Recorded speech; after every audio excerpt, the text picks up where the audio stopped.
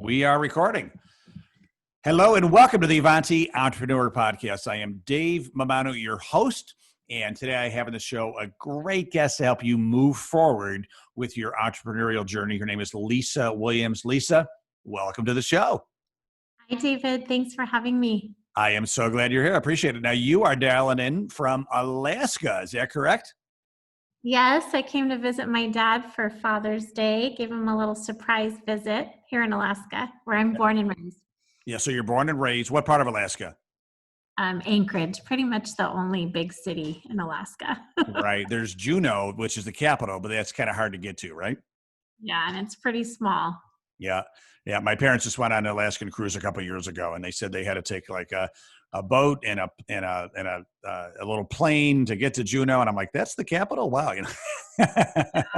Well, for those that want to visit Alaska, don't just take a cruise. Make sure you get into the land and see the beauty. That is awesome. Now, where do you live now? I'm in Southern California. Southern California. Is that LA, San Diego? Near Disneyland, about 15 minutes from Disneyland. Yep. Very cool. Little bit different climate than Alaska. Yep, a little bit. Well, I followed my future ex-husband down to California. Your future ex-husband at the time, right? But a lovely man, father of my two beautiful boys. Yes. That's fantastic. So we met, Lisa. You were, I get a lot of messages on LinkedIn, as a lot of people do today.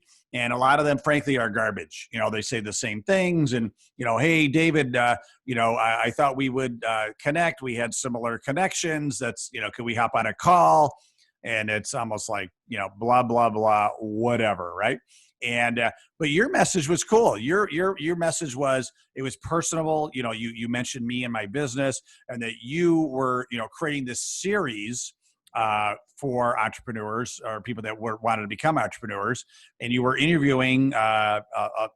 You had selected some people that you thought would be great to interview, and you were going to do a series, and you caught my attention, and we set up a call. You interviewed me for what really was a podcast to some extent, right? And it was fantastic. We've had a great friendship since, and I really like your style and respect what you're doing. And our listeners are probably like, "What does Lisa do?" So why don't you start with your journey to become an entrepreneur? I know you were in the big corporate world and took a big jump to start your own business, and now you're helping others start businesses as well. So tell us about your experiences and your journey so far, Lisa. Yeah, so I have been blessed with a role in recruiting for many years. So like most people, I got a degree and I landed my first job. And I was just fortunate to actually land in something I absolutely loved. I have been abundantly blessed in my journey, and I was with a previous firm for almost 23 years. And I hit a point at someday when I looked in the mirror on a Monday, and I just wasn't finding as much joy in what I was doing. I was going through the motions a bit. So I went on kind of an exploration and started a side gig, actually, that would enable me to help the people that I was working with differently and in a better way, I thought. So I started my own side gig about 3 years ago, and I fell in love with it. And in that journey, I've just entered this world of entrepreneurship and business building, and just people that are just so generous in nature with their time and their sharing of information. And so we created a portal. It's called Perfect Side Gigs. So I've just really taken my journey from recruiting for a job, and now I'm helping people identify and pursue a profitable side gig that would enable them to create an alternate income stream. I think every family should have more than one. I have 5 right now, and I think every family should have different options, especially with the crazy pandemic that we've just encountered. Who knew that this would be even more applicable than ever? And really my goal is just helping people continue to grow and learn, because I had gotten to a place where I wasn't learning anymore and I wasn't growing. And I have just found tremendous joy in this journey the last 3 years. Now, the interview series that you and I were on actually was a coaching program that I had done, which was so fascinating. And the journey of meeting you, all you wonderful people, and sharing of your intelligence and experiences has just inspired me even more greatly. So that's what I want to continue doing with Perfect Side Gigs. Cool. So when did the word side gig start to take hold? I maybe remember start hearing it. I don't know, maybe 4 or 5 years ago. It's kind of a millennial thing. They got a full-time job, but they're doing a little side gig. Digital marketing, things like that. When did that become like a term? Well, I mean, I personally learned about it probably like 3 or 4 years ago, but I've seen it, for far longer. In reality, 40% of people have a side gig, and 70% of them actually like it more than their day job. So, it's funny, when I have been recruiting for so many years and my focus was technology and financial services, theoretically, some of the highest paid industries in the world. And I found so many of those families were living paycheck to paycheck, especially in California where the cost of living is so high, and oftentimes had another income stream that they were either striving to find or already had, but just weren't necessarily, being able to really utilize it to its fullest extent or grow their business. So, for me personally, I think the journey has been amazing. I personally, there are so many ways that families can create an alternate income stream, whether it be real estate or affiliate marketing or referral sharing or franchises. And I think every family should have one if possible. Do you think a side gig is a great way to walk before you run for people that are thinking about becoming an entrepreneur? It was for me. And what I learned was that there were so many skills that I had acquired in corporate that really enabled me to be ready for it, as long as I could apply those. I think some people, what I've encountered so far is that the biggest hurdle that people face is that confidence that they can do something different. And when you look back and you think about when you first started your career, there were a lot of things that you didn't know. In fact, you didn't know most of what you were doing, and yet you were able to learn it. And there were certainly things that you didn't like about what you were doing, but because it was a job, you knew that you had to. So, what I find is so many people have the skills already that they've developed in corporate, and they just need to apply it and be consistent and persistent, and identify a business that they can apply those skills to, and they'll be successful. Yeah, I think that's fantastic. Um, it's funny. I think people look at entrepreneurs that are successful and they want to get there like tomorrow. And kind of what you're saying is you don't know what you don't know, and it takes a while to learn the skills to get there, right? I mean, I remember seeing a video from Gary V, who now he puts out a video, he gets thousands, if not hundreds of thousands of views to that video within like a day, right? But he was talking about like his first video that he ever did. He got like 3 views, and it's like, so we all got to start somewhere. We're all not, Gary V today. Gary V himself had 3 views on his first video, but he kept on going. And do you see a lot of people that you help with, creating perfect side gigs that it becomes their full-time business, or does it remain a side gig or somewhere in between? Oh, absolutely. I mean, our goal really is to help people identify truly what they were meant to do. No one, I mean, I never took the class, what am I really meant to do when I grow up? I graduated from college and I landed in a job that I happened to love, and I kept doing it for a long time. My experience has been through this journey of entrepreneurship is that it's enabled me to really become the person I'm meant to be. I think a lot of us at some point stop growing. I know that I did.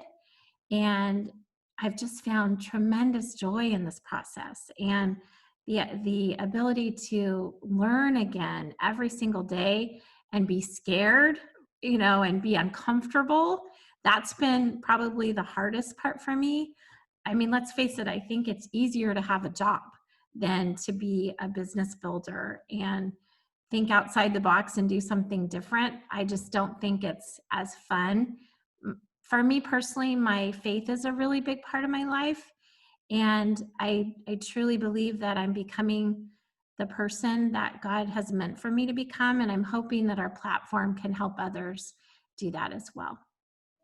Well, that kind of leads to my next question is, what is your why with this business? Helping people find side gigs. Is it to just help people find jobs, or is there something a little bit more deeper and meaningful? Yeah, so it's interesting because my why has changed since I started on my journey. My why initially was very superficial, I would say. It was kind of the cliche, I want more time freedom, I want more money freedom. I like my job, but I don't like having a boss. Or, I was living for my weekends.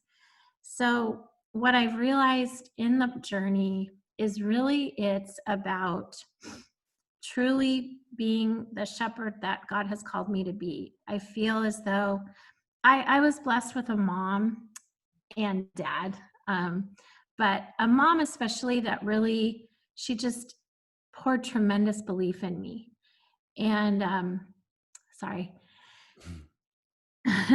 she shortly after I started my journey of entrepreneurship, she was diagnosed with cancer. And that privilege of caring for her during that time, we did lose her last year.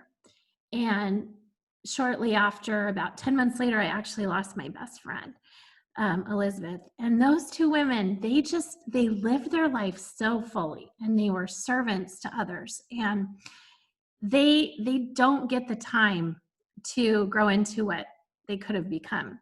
And they did a really good job while they were here, but I feel as though I had really stopped being as much of a service to others that I could have. And I think a lot of people have kind of stopped doing what more they could do. So my deeper why now has really been truly live up to their belief in me and help others do that. I think those of us that are blessed that have someone that believes in them, gosh, it's a pretty big bar to stand up to. And I think the world of entrepreneurship and business building and truly helping others build a business is just the most rewarding thing that I've ever found. So if I'm hearing you correctly, I mean, you're taking that experience of having your mother and your best friend support you and believe in you so much, and now you're taking that and, as they say, paying it forward Mhm. to not only help others, create extra income, which is kind of the tactical thing of what you're doing, but it seems like truly helping them find more joy and purpose in their life while creating, more a path to realizing their potential. Yeah. Um, and like you said, a lot of people, enjoy the side gig a lot better than their full time gig, right? And that it seems like that gives you joy to be able to, help, uh, you know, create and enable that path for these people. That's what I'm feeling from you. I mean, the group of people that I've been privileged to work with my career, technology and financial services, they're they're certainly lucrative, but they're probably some of the most stressful, industries as well. And not only was I starting to feel less fulfilled in what I was doing, but more importantly, my clients were feeling it every day that I would talk to them. They would say they'd be looking for another job, but really I felt like they were looking for a new opportunity entirely. Like, what's my next chapter in my life? I feel like there's a lot of people, and I was one of them, that we have this really long story of pivots and turns and so many chapters. And I had gotten to like chapter 8, and then I stopped writing. I just really I was on this hamster wheel of corporate life, And I really didn't even know how unhappy I had become. And yet I was bringing that home to my children.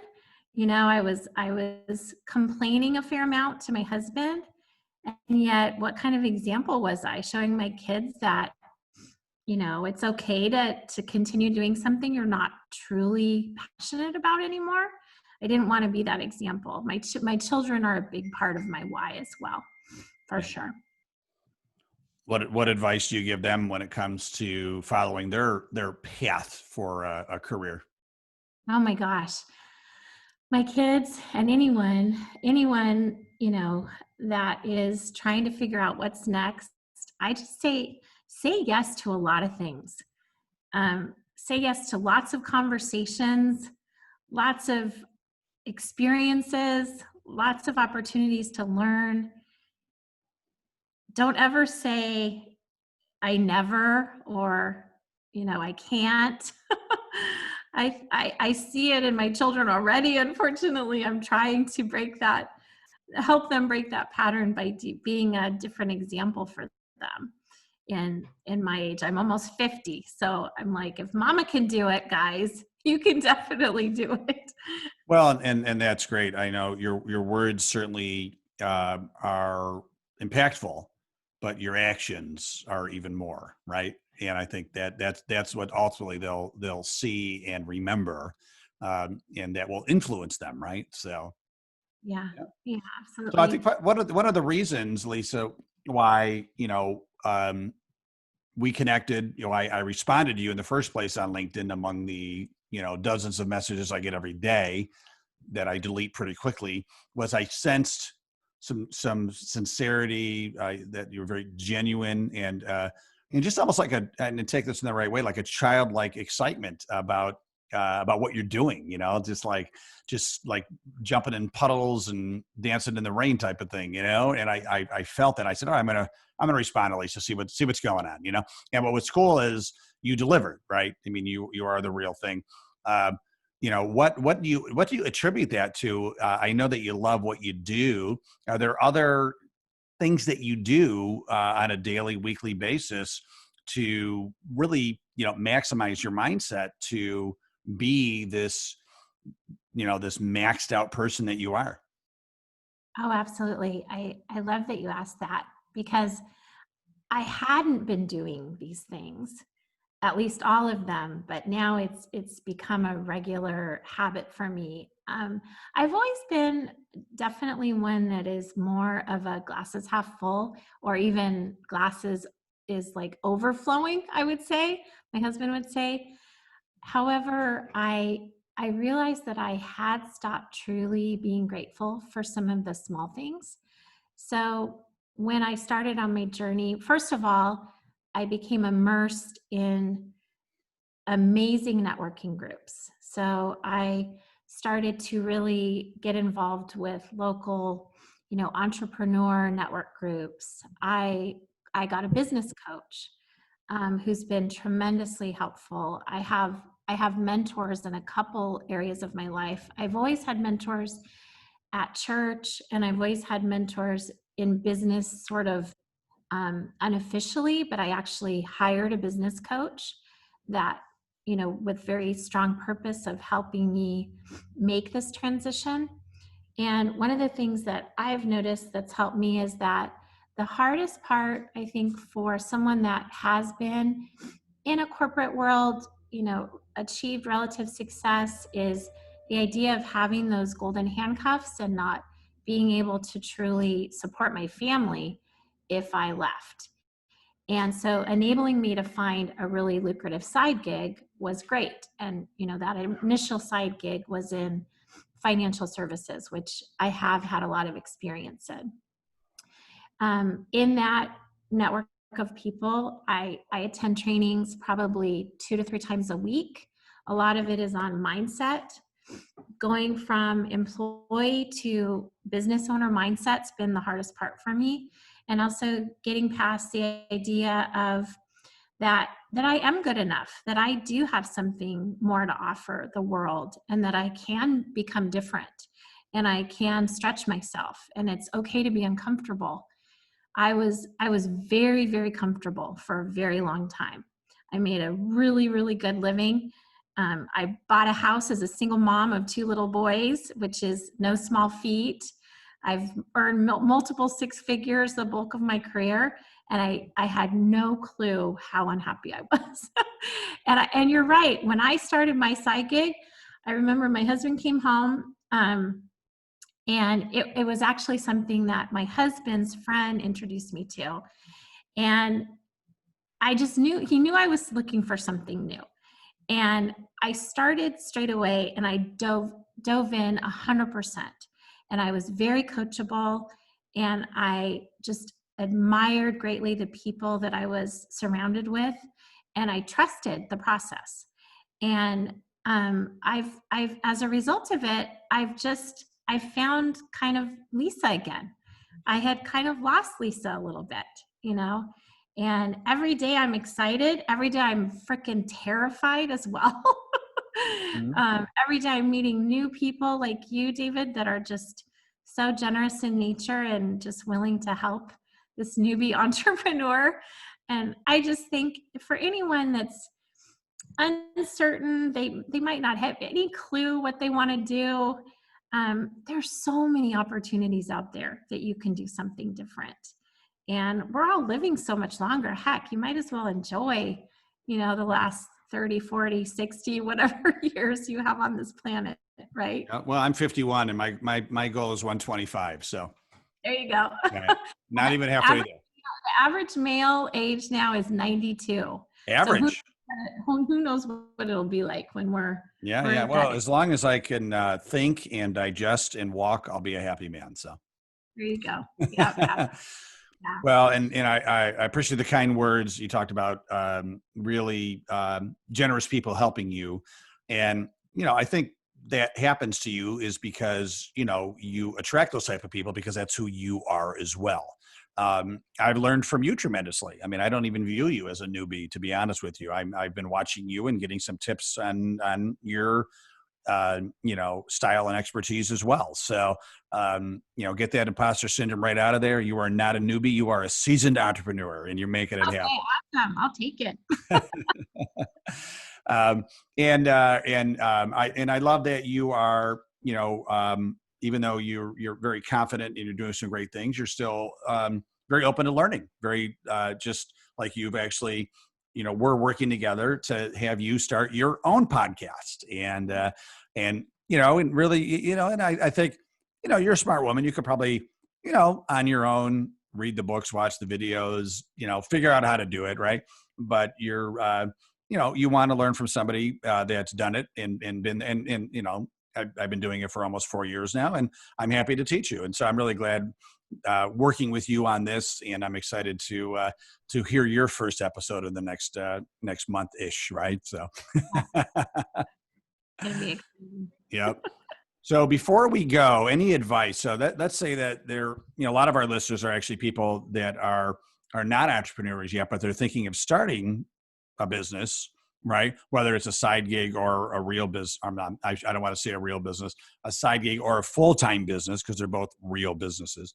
Um, what would your advice be to that person that is, kind of a, ready to take that leap, but scared and anxious and something is holding them back? Well, what would you tell that person?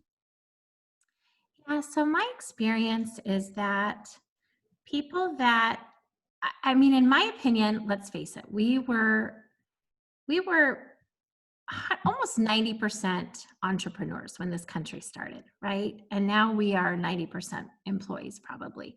Yeah. I believe most people would love their own business, but they don't because perhaps the money commitment or the time invested or the knowledge that they think they'll need or the risk that there might be. Is there even a need for what they offer?